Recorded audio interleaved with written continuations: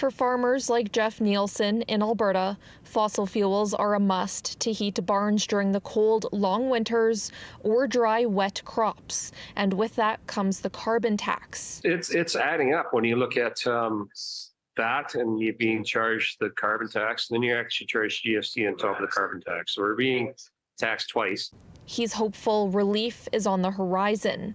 Bill C-234, a Conservative-backed private member's bill, would exempt farmers from paying the carbon tax on natural gas or propane used to heat barns and dry grain. The biggest cost of grain producers is crop drying, and we can only use either natural gas or propane.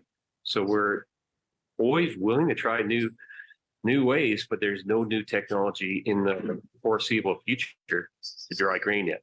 The bill has already cleared the House of Commons, with the Conservatives, NDP and Bloc voting in favour.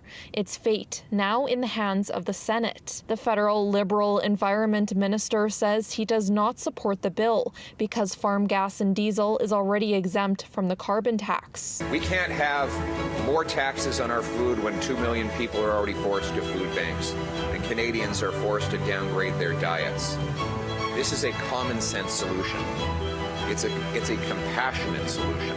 Nobody wants to pay more, but that's the point of the carbon tax. Paula Simons is an independent senator from Alberta who was appointed by the Liberals. She's torn on the bill, saying she supports an amendment to the bill which would have narrowed the exemption to only grain drying, but also expresses concerns over climate change. I do believe in general that carbon taxes are a good way to send a price signal to change behavior to deal with climate change. The Senate is now scheduled to consider Bill C-234 next week.